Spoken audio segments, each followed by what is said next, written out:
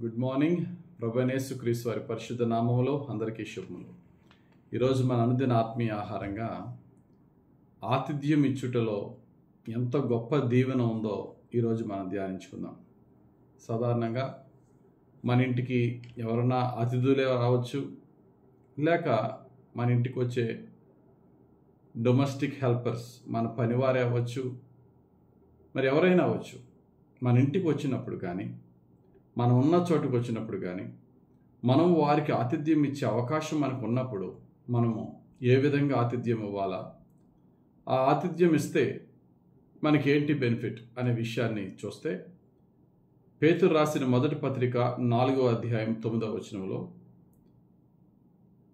సనుగు కొనకుండా ఒకనికొకడు ఆతిథ్యము చేయుడి. కొందరు ఆతిథ్యం చేస్తారు. ఎలా చేస్తారంటే, దేవునికి కానుక బాధపడితే ఇస్తే ఎలా ఉంటుందో, ఎదటవానికి ఆతిథ్యం సనుక్కుంటూ ఇస్తే కూడా అదే. దేవుడు హృదయపూర్వకంగా ఇచ్చే కానుకను ఎలాగైతే చూస్తాడో, మనఃపూర్వకంగా ఆతిథ్యం చేసే హృదయాన్ని కూడా దేవుడు చూస్తాడు. మరికొందరు ఆతిథ్యం చేస్తారు. ఎలా చేస్తారంటే, ఆ వ్యక్తి స్టేటస్ని బట్టి, ఆ వ్యక్తి స్థితిని బట్టి చేస్తారు.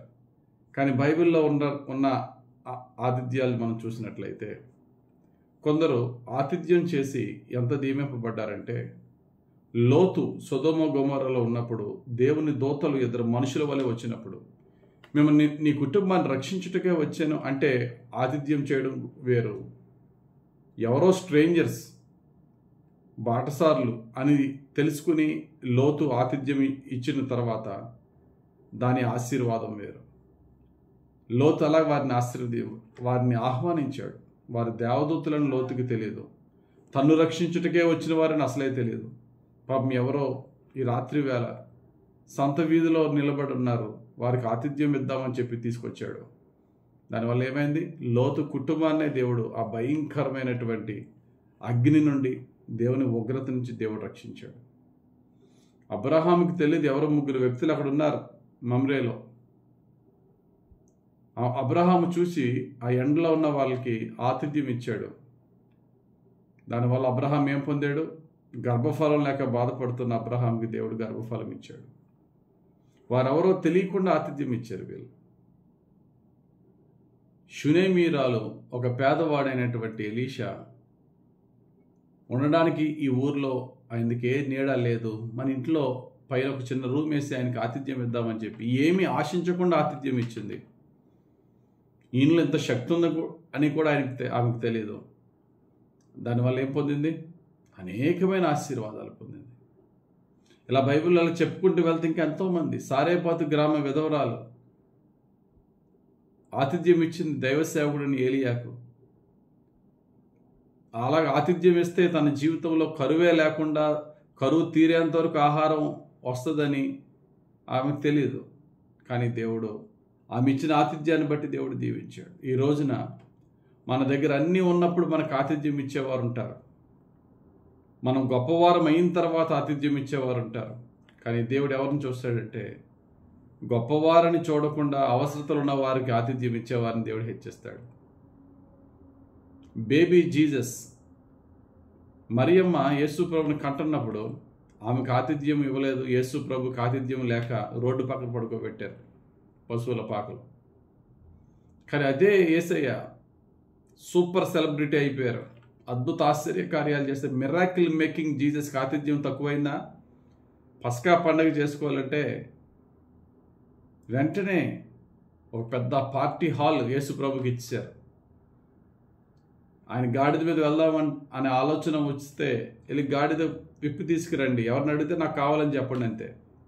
ఎందుకని? ప్రభువు కావాలి. ఆయనకి ఏది ఇచ్చినా 100 రెట్లు మనకు వస్తుంది. ఆ ఆతిథ్యం ఇచ్చే ఆ గొప్ప వాళ్ళు అయిన తర్వాత యేసయ్య గొప్పతనాన్ని బట్టి ఆతిథ్యం ఇచ్చడం గొప్ప కాదు. యేసయ్య గర్భంలో ఉన్నప్పుడు ఆ యొక్క భయంకరమైన పరిస్థితిలో, ఏ విధమైనటువంటి చోటు లేని సమయంలో మరియమ్మకి, గర్భవతి అయిన మరియమ్మకి ఆతిథ్యం ఇచ్చిన వాళ్ళు ఎవరు లేరు. నీ జీవితంలో, నా జీవితంలో ప్రియులరా, ఆతిథ్యం ఇవ్వడం అనేది అది కూడా దేవుడిచ్చే వరమే. మనకున్న దాంట్లో ఎదుటి వానికి సహాయపడదాం, ప్రేమతో సనుగు కొనకుండా ఆతిథ్యం ఇద్దాం. మనం ఊహకు మించిన ఆశీర్వాదాలు పరమ తండ్రి ద్వారా పొందుకుందాం. యేసయ్య ఆయన బైబిల్ గ్రంథంలో ఎన్నో ఉదాహరణల ద్వారా మనకు బోధించారు. వాటిని మనం కూడా అప్లై చేసుకుంటే మనం కూడా అలాగే దీవింపబడదాం ఆతిథ్యం ద్వారా. దేవుడు తన పరిశుద్ధ వాక్యం మన జీవితంలో ఫలింపజేయను గాక. ఆమేన్.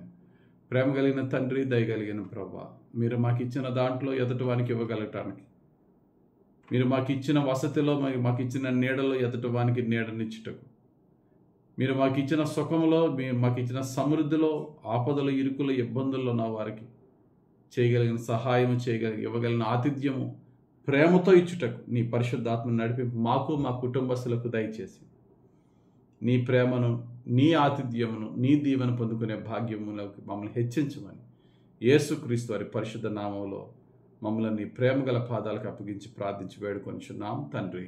ఆమెన్. తండ్రి యొక్కయు, కుమారుని యొక్కయు, పరిశుద్ధాత్మ దేవుని అభిషేకం మనలను, మన కుటుంబాలను గొప్ప ఆతిథ్యం ఇచ్చేవారుగా పరిశుద్ధాత్మను నడిపించి దీవించును గాక.